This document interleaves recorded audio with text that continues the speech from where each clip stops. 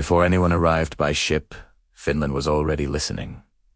Not listening for orders, listening for change. The forest had taught them that wind moving where it shouldn't, birds going silent too quickly, snow disturbed in patterns that did not belong to animals. You learned early that sound was information, and so was its absence. People lived spread apart, not because they were disorganized, but because closeness attracted attention. Families knew which paths could be walked loudly and which demanded silence. Children learned when not to ask questions. Elders learned when not to answer them. Nothing here rewarded arrogance. When word came not as announcement, but as rumor that ships had been seen on the western edge of the water, it was not panic that spread. It was calculation. Ships had come before. Traders. Raiders. Men who stayed briefly and left stories behind. But these ships stayed. From the shoreline, they looked heavy. Overloaded. Too confident. The kind of confidence that assumes the world will bend once boots touch land. No horns were sounded. No fires were lit. The decision not to react immediately was not fear. It was experience. You did not rush toward what you did not yet understand. From within the trees, men watched armored figures move awkwardly across unfamiliar ground, watched them speak loudly, watched them mark space as if it already belonged to them. They saw crosses raised. The symbol itself meant little at first. Symbols always came with outsiders. What mattered was behavior, and the behavior said the same thing. Invaders always said, "We are not asking." The Swedes believed they had arrived in a land without structure. What they did not see were the invisible boundaries, hunting territories, seasonal movement routes, shared understandings passed down without writing. This was not chaos, it was adaptation. And adaptation does not announce itself. The elders did not call for war. They did not need to. War, and the way outsiders understood it, was noisy and wasteful. What was needed now is restraint, observation, time. Young men were told not to be brave. They were told to be patient, to remember where the ground softened near water, to notice which trees had been cut recently, to learn the rhythm of strangers who did not know they were being measured. At night, Finnish camps did not glow. Fires were small, hidden, fed carefully. Across the distance, the Swedish camp burned bright, proud, visible from far deeper in the forest than they realized. That told its own story. There was no hatred yet. Hatred requires closeness. What existed instead was distance. Emotional, cultural, deliberate. These men spoke of God, but moved like conquerors. They spoke of salvation, but carried iron. That contradiction was noticed. When the first Swedish scouts disappeared, no one celebrated. Celebration attracts attention. Instead, routes were adjusted. Tracks were erased. The forest was allowed to return to its natural state, as it always did. The land absorbed evidence. For the Swedes, something felt wrong almost immediately. They could not name it. Nothing dramatic had happened. No attack, no resistance worth recording. Just unease. A sense that they were being tolerated, not challenged. That unsettled them more than open hostility would have. From the Finnish perspective, this was already working. Fear was not created through violence, but through uncertainty. You never knew how many eyes were on you. You never knew if the path ahead was empty or prepared. You never knew whether silence meant safety or proximity. This was not psychological warfare's doctrine. It was instinct refined over generations. The Swedes mistook it for weakness, and that mistake had already sealed what would come next. Belief in Finland was not a structure you entered. It was something you lived inside. The forest was not sacred because someone declared it so. It was sacred because it fed you, hid you, punished mistakes, and remembered paths longer than any man could. Water was not blessed. It was respected. The dead were not distant. They were close enough to matter. When the Swedes spoke of one God, they spoke loudly, as if volume itself carried authority. They spoke of salvation as if it were a gift being offered freely. Yet everything about their presence suggested obligation. The Finns noticed this contradiction immediately. Conversion, when it began, did not arrive as persuasion. It arrived as instruction, as counting, as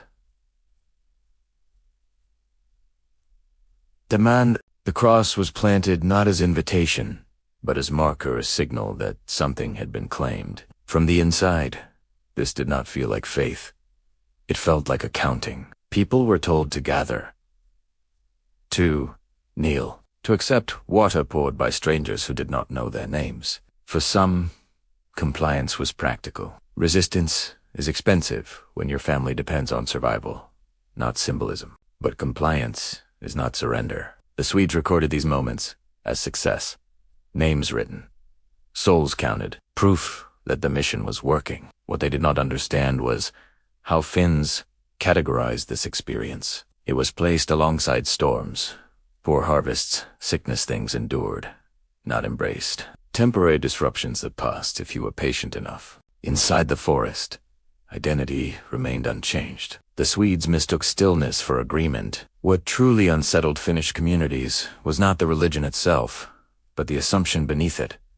The assumption that belief could be standardized, that meaning could be imported, that ancient practices could be replaced without consequence. Elders spoke quietly among themselves, not in councils, not in assemblies, just conversations, shared observations. The Swedes did not understand this form of leadership. There were no chiefs to capture, no kings to coerce. Authority here did not sit still long enough to be seized. As weeks passed, Swedish frustration began to surface.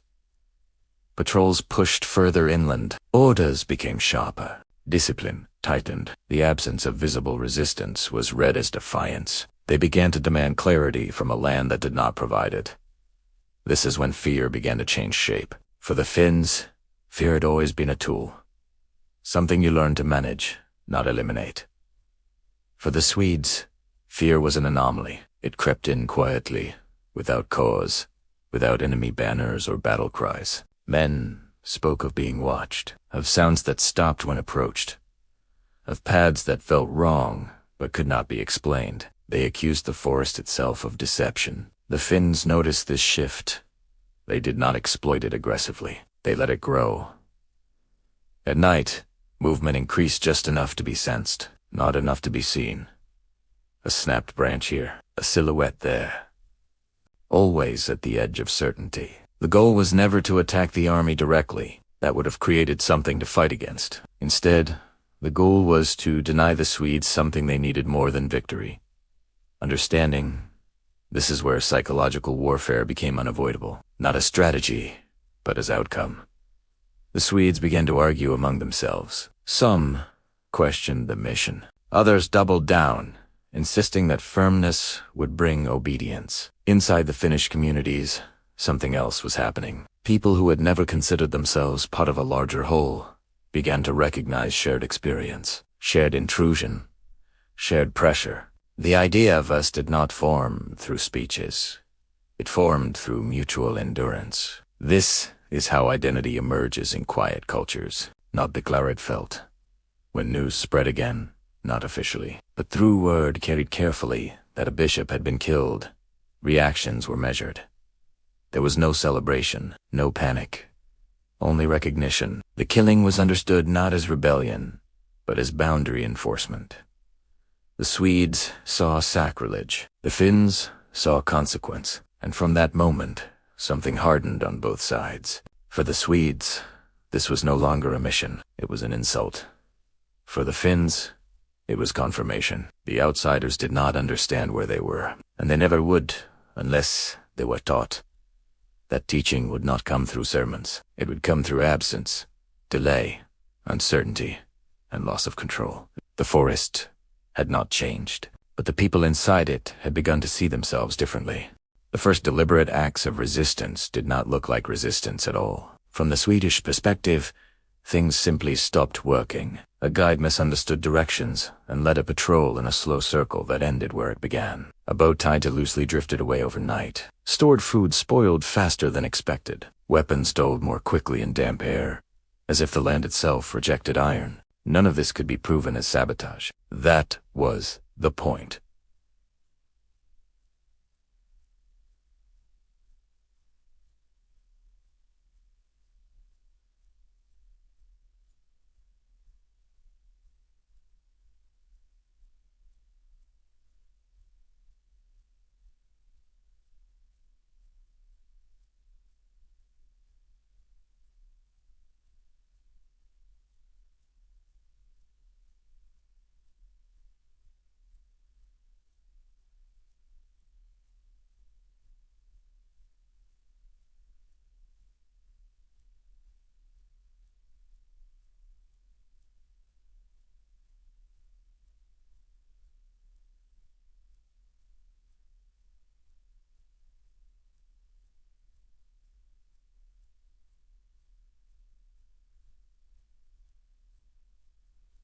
From the Finnish side, these acts were not coordinated by command. They were shared logic. Everyone understood the goal without needing it spoken. Make the outsiders doubt their competence. Doubt spreads faster than fear. A soldier who fears an enemy still believes in himself. A soldier who doubts his footing questions every decision. The Finns watched how the Swedes reacted to small failures. They learned which officers grew angry, which withdrew, which punished men indiscriminately. That information mattered more than numbers. It told them where pressure would break cohesion. For centuries, Finnish survival had depended on reading behavior rather than intent. A wounded animal behaves differently than a healthy one. A storm announces itself in subtle ways long before it arrives. The Swedish force began to show those same signs. They started marking trees, attempting to impose order on a land that did not respond to marks. They widened paths, believing visibility would protect them. They increased patrols, mistaking activity for control. From within the forest, these measures looked like desperation.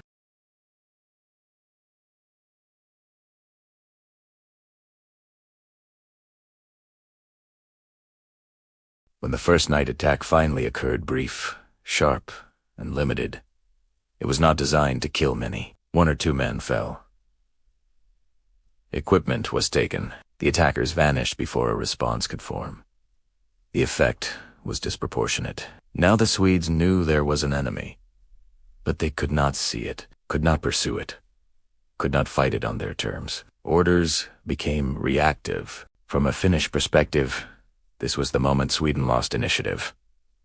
The forest no longer simply concealed resistance. It shaped Italiano. Attacks came from angles that defied expectation. Retreats moved through terrain no foreigner would choose willingly. Trails used once were never reused. This was not brilliance in the heroic sense. It was discipline born from environment. Young Finnish fighters learned quickly that success was measured by what did not happen. No pursuit, no escalation, no dramatic retaliation that could unify the Swedes against a visible threat. Silence remained the weapon. Inside Swedish ranks, morale eroded unevenly. Veterans who had fought elsewhere found nothing familiar here. No rules they recognized applied cleanly. Priests spoke of faith, but faith did not illuminate the darkness between trees. Rumors filled the gaps where understanding should have been. Some spoke of spirits, others of treachery among converts. Trust frayed at its edges. The Finns did not need to feed these rumors. They only needed to avoid correcting them. This is where psychological warfare becomes self-sustaining. Every unexplained event reinforces the next. Fear becomes internal. Commanders begin to doubt their men. Men begin to doubt each other. From within Finnish communities, this phase was observed with caution. Success brought risk. Too much pressure might force the Swedes into full retaliation. Too little, and they might adapt. So, restraint continued. The land allowed this patience. It always had. What Sweden had expected to be a short campaign was turning into something undefined. They could not declare victory. They could not locate.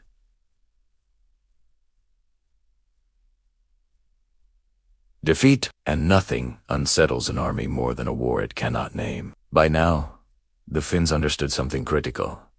They did not need to win. They only needed to endure longer than the invader's certainty. Frustration changes the nature of power. At first, Swedish authority had been calm, ritualistic, structured. Commands given with confidence, disciplined enforced through hierarchy, belief maintained through ceremony. Now the tone shifted. Orders became shorter. Punishments became harsher. The language of salvation was slowly replaced by the language of control. Villages were gathered more aggressively. Movement was restricted. Curfews were imposed in places that had never known time in that way. People were counted. From the Finnish perspective, this felt familiar. Not in memory, in instinct. The behavior signaled loss of confidence. Outsiders who feel in control do not tighten their grip.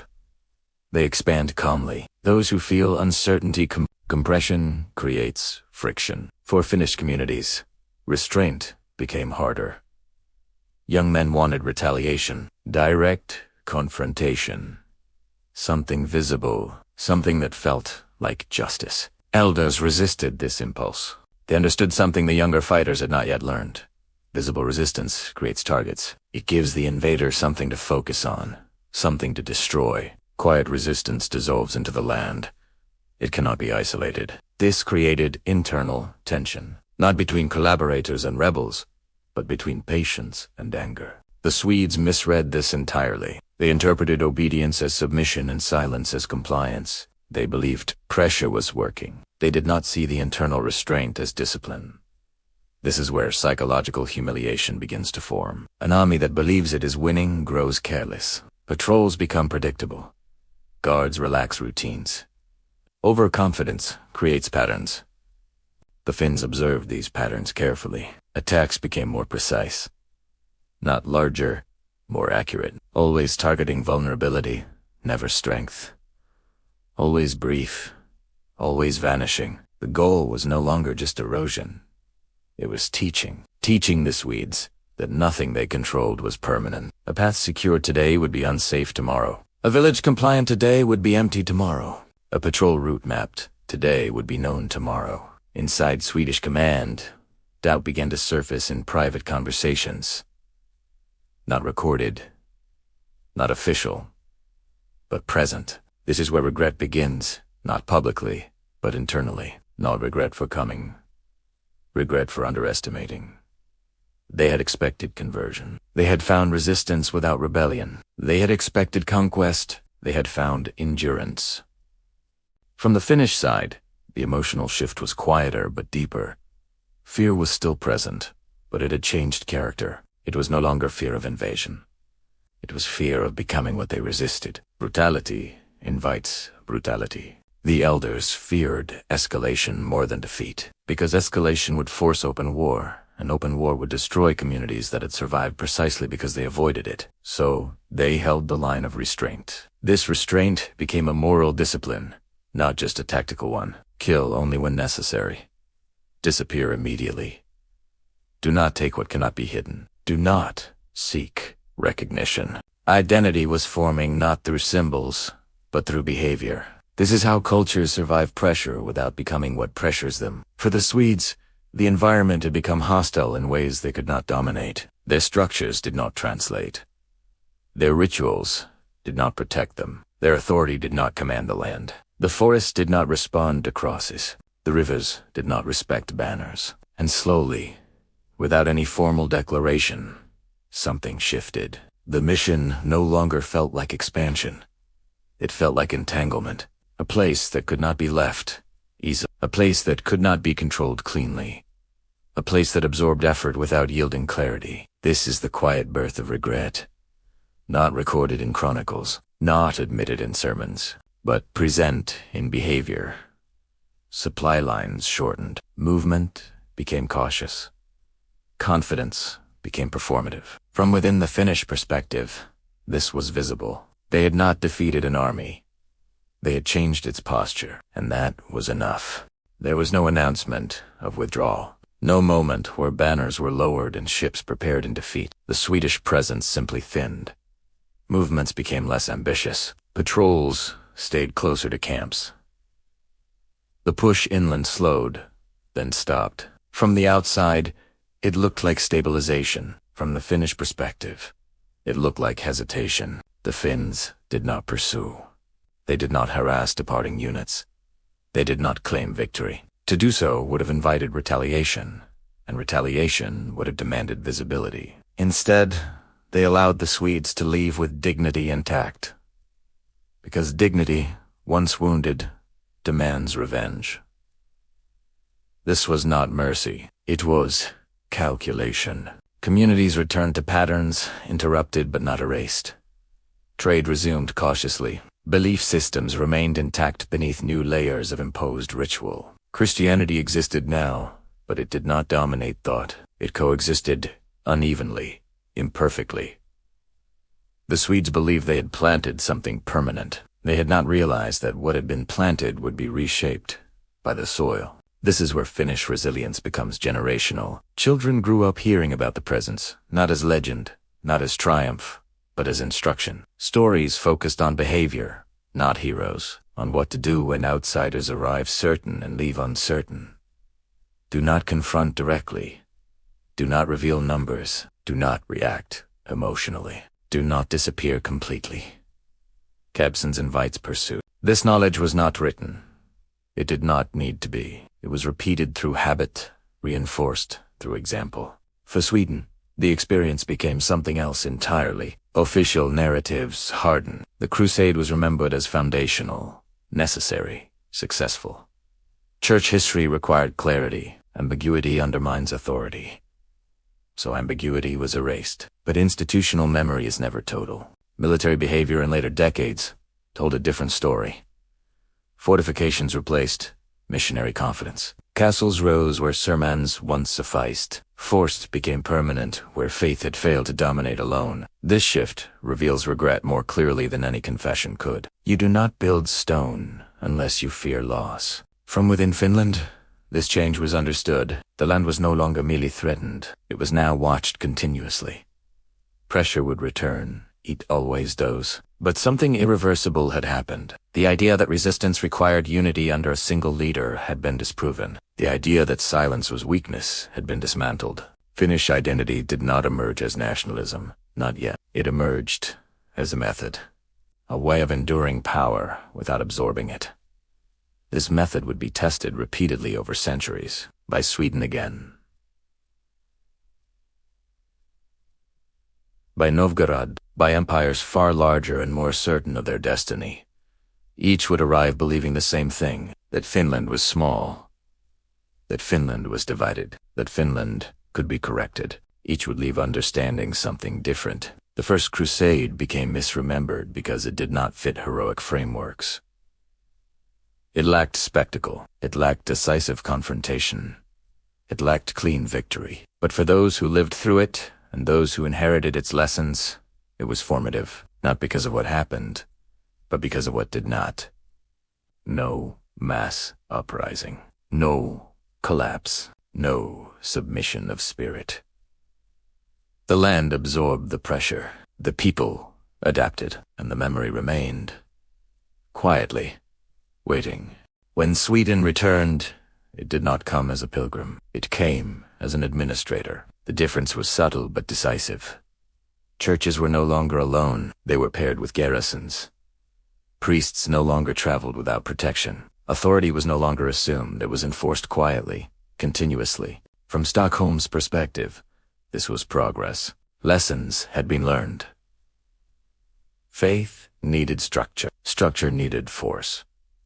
From within Finland, the change was unmistakable. The invaders had stopped pretending this was about belief. Castles rose at strategic points, not sacred ones. They guarded rivers, not souls. They controlled movement rather than conviction. This was no longer a crusade in spirit. It was occupation by increments. The Finns adapted without announcement. Resistance did not intensify. Refined? The same principles applied. But patience grew longer. Attacks became rarer, but more consequential. Information mattered more than blood. The goal shifted from eroding morale to shaping behavior. Make the occupier cautious. Make every decision expensive.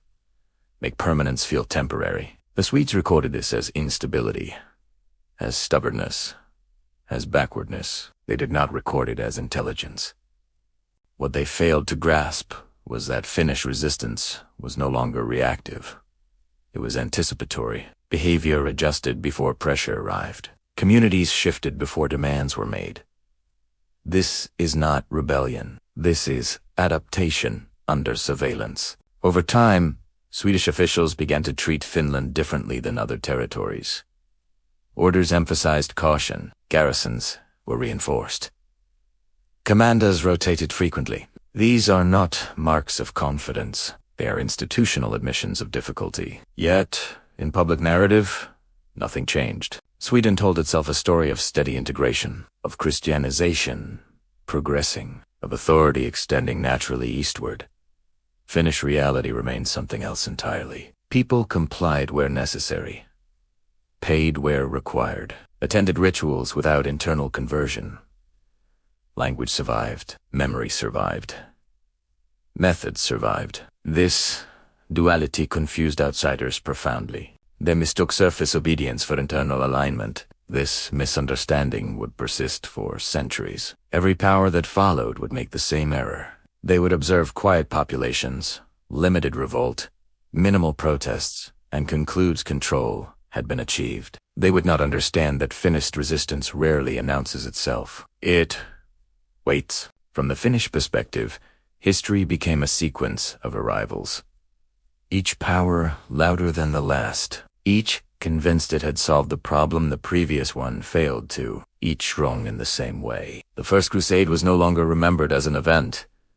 It was remembered as pattern recognition. The moment people learned how power behaves when it believes itself righteous. That lesson became portable. It traveled forward in time, carried not by texts, but by decisions. By when to speak, when to move, when to disappear. By knowing when not to resist openly. This is why history misreads Finland, because it looks for defiance in volume, and Finland speaks in duration. Sweden never understood that what unsettled them most was not violence, but the refusal to be transformed. And that refusal did not end when the crusade did. It simply became quieter, more patient, more certain. What history struggles to record are outcomes without spectacle. The First Swedish Crusade did not end with surrender. It did not end with expulsion. It did not end at all in any clean way. It dissolved into administration, myth, and repetition. The three tools empires use when reality refuses to cooperate. In Swedish chronicles, the event became Oridian, a righteous beginning. A necessary act that brought order eastward. Ambiguity was smoothed into certainty. Doubt was edited out. This was not deception.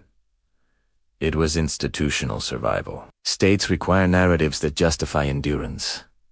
Churches require martyrs. Power requires clarity, even when clarity does not exist on the ground. Finland lived in that gap. From the Finnish inner perspective, the crusade never became a story of defeat or victory. It became something more practical. A reference point. The moment it was understood that outside power does not arrive to negotiate, and that resistance does not require recognition to succeed. What outsiders called weakness, Finns learned to recognize as control over tempo. What outsiders dismissed as passivity, Finns practiced as restraint. This is why the event is so often misunderstood. Historians trained to look for treaties, battles, and declarations find little here. And so they assume little happened. But in reality, something fundamental shifted. People learned that survival did not require visibility. A culture learned that silence could humiliate certainty. A land learned that it did not need to be defended loudly to remain itself. The psychological impact of this realization echoes far beyond the 12th century. It explains patterns that appear again and again whenever Finland is underestimated. Why invading forces feel unease disproportionate to resistance. Why control is always partial. Why compliance never feels complete. This is not coincidence. It is inheritance. Sweden would return. Others would follow. Each time believing they were stronger, smarter, more prepared than those before them. Each time discovering that preparation means little when the opponent refuses to fight the war you planned for. The First Crusade taught Finland how to wait. That lesson never left. And so, history, written by those who needed victories, misunderstood the event entirely. It mistook endurance for submission. It mistook quiet for agreement. It mistook absence of rebellion for absence of will. They thought Finland was weak. They thought it needed shaping. They thought silence meant nothing was happening. They were wrong. Something was happening. It just did not need their permission to continue. And that is why this story remains uncomfortable. Because it suggests that power can arrive, stay, build, and still fail to possess what matters most. That identity can persist without confrontation. That resistance does not always announce itself. And that the most dangerous opponent is often the one who refuses to play the role assigned to them. The forest did not remember the names of kings or bishops, but it remembered behavior, and so did the people who lived inside it, quietly, enduring, unmoved.